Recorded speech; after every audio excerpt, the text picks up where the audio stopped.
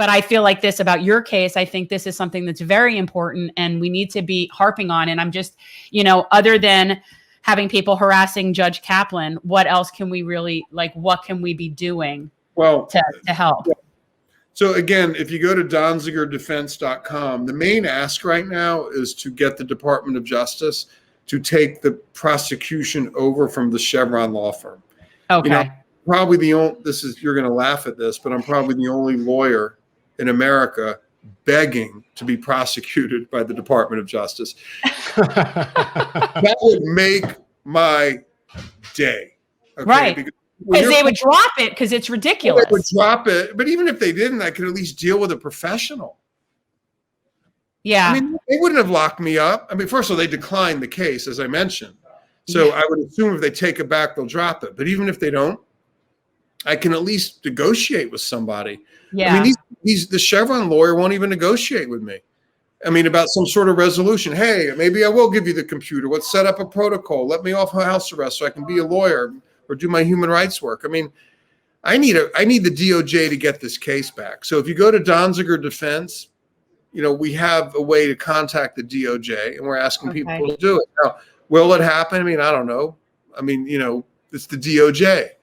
But again, we're trying to generate as much pressure as we can. Yeah. Susan Sarandon, Marianne, Sting, Roger Waters, the Nobel laureates, Judge Williams. I mean, we really do have a lot of people making this ask right now, and they have definitely heard us because one of my lawyers has been interacting with someone over there. So we just keep needing to insist they uphold the rule of law and take the case out of the hands of the private Chevron law firm.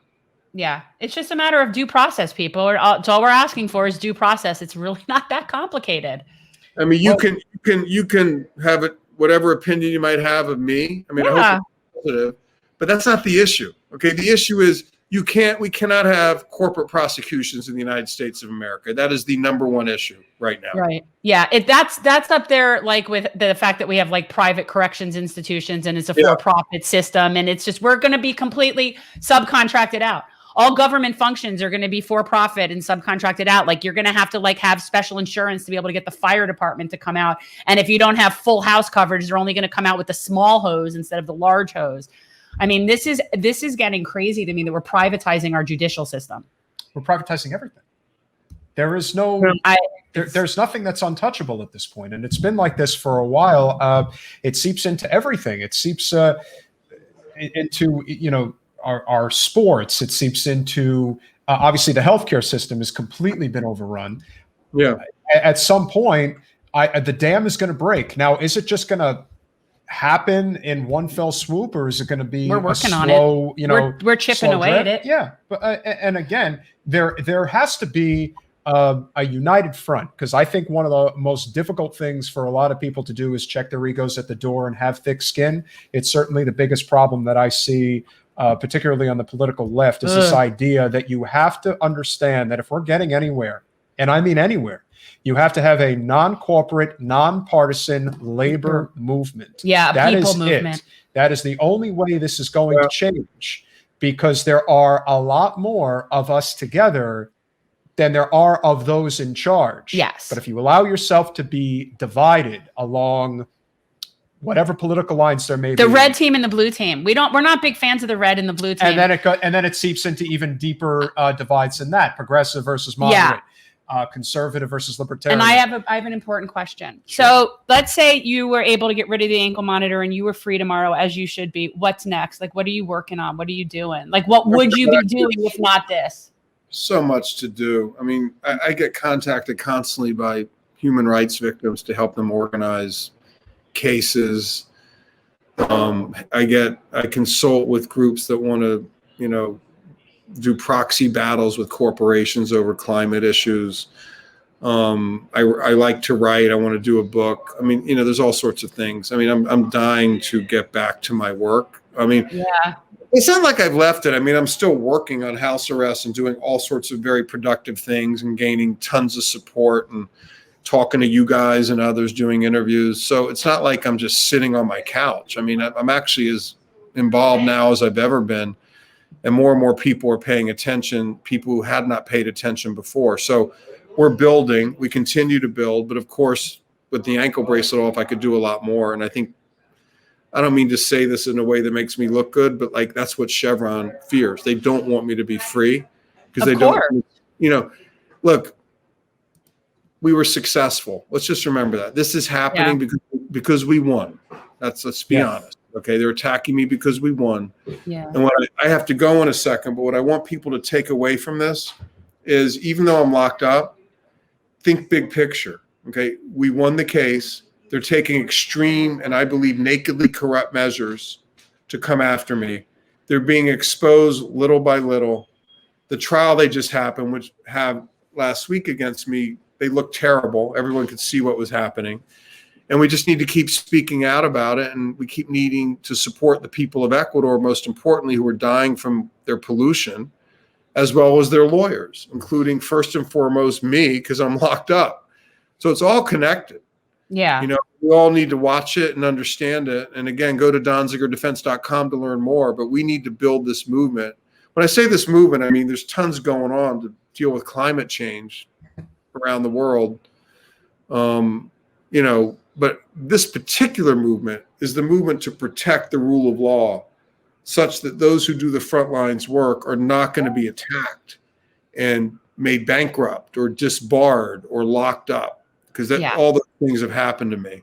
Yeah. So that's this movement, and it's a critical piece of the larger movement to save the planet, because if you can't, the lawyers can't hold the polluters accountable, we're never going to save the planet, in my opinion. That's their goal. That's exactly what they're trying to do. They don't want people doing this work.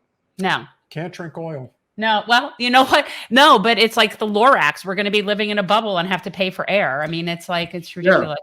Stephen, last question before you go. Obviously, it's not easy to be under house arrest, especially to the length that you have been under house arrest. How have you? Although, in all fairness, for the past couple of years, there was a good solid year where a lot of people were essentially under house arrest. This past year is not. You haven't, of all the times to be stuck in your house, you've missed the least. Well, it all depends. That's what I'm saying. It all depends on how much square footage he has in his New York City apartment. You got to keep that in mind as well.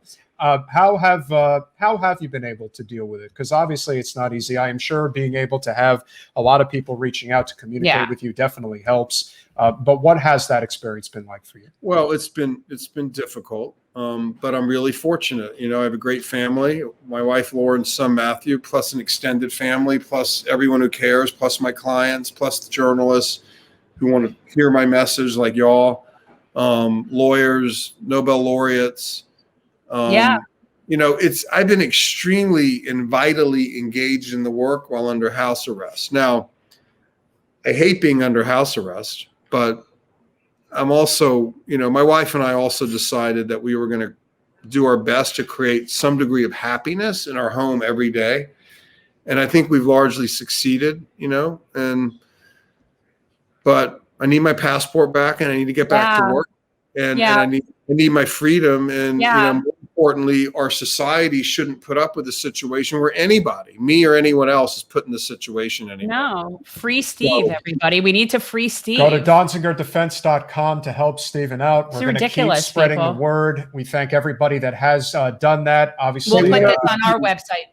Yeah. One other thing is, if you really want to get regular updates, follow me on Twitter at @Donziger, and I'm tweeting multiple times a day about stuff. There's a lot of interesting things happening all the time on this case. Okay. Yeah, we'll do that, and we'll connect it on our stuff, and we'll put it in the description. And congratulations to y'all for the work you do. It's important, and I'm really honored to. Where are you from? Jacksonville, Florida. Okay. Wow. Because he says y'all. Look, let me tell you something. He could be sitting in New York, but when you say y'all, then you know that somebody's from somewhere they're from. Like that. You can't take the southern thing out of the. Well, as a born Floridian, he understands your pain. I'm a second generation native Floridian, and you're not that much older than me. You're not that much older than me. I'm probably quite a bit older. What part of Florida are you from? North Miami Beach. Second generation. My dad was born in Miami. I was born in 1971. Okay, well, I got you beat by many years. Wow. Many years? I don't know. Well, a few years. I will tell you this. You look infinitely younger live in person than you do in your photo. Like you look like, I think. Well, I think your spirits are definitely Yes. perking up, and if there's anything else that we could do to help, Thank you. We will certainly stay look forward tuned. to. Yes, we will definitely be in touch. Please keep us posted. And guys, once again, S. Donziger on Twitter is a great place Follow to and follow everybody Stephen. be aware of what's going And on. please, please, please, if you can, in whatever capacity you are able to help, and we, certainly want to get this out to as many people as we can. If I can find this thing one more time, it is DonzigerDefense.com. Anything that you could do to help Stephen out. This is a monumental case. Can't stress that enough. We have to do everything in our capacity to fight back against big oil, and this is one of the ways that we can. We Thank have you. beaten them in a landmark case. Now we got to make sure that we can continue to beat them going forward. Thanks, Thank you guys. so much. We appreciate it. Well, hopefully we'll be able to do this again. Absolutely. Thank you, Take care. Stephen. Have a great Bye. evening. Bye-bye.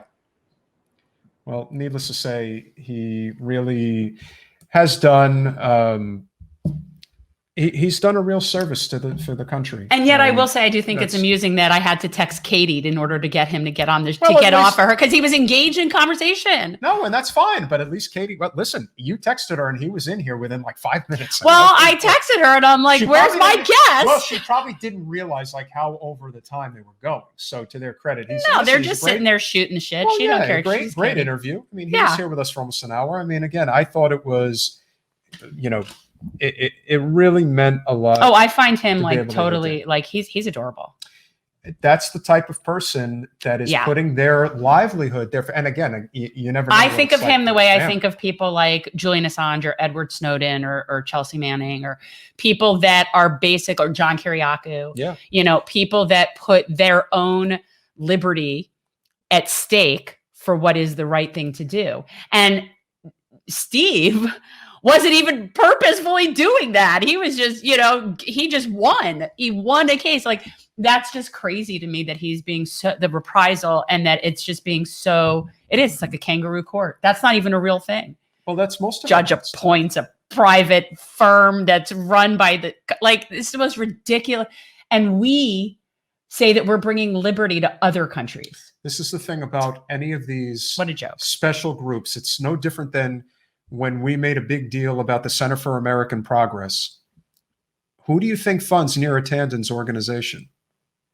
It's people like the ones that fund the Federalist Society. They just, again, it depends on what the cause is, what they're trying to accomplish. But it represents big oil, big pharma, military industrial complex, big banks. It represents those people. It's not in our interest. Yeah. But yeah. Thanks for watching. If you want to support our mission to transform politics into service, please like this video, subscribe, follow us on social media, and consider joining our Patreon, where you'll get early access to our interviews as well as other exclusive content. Links are in the description. Peace out.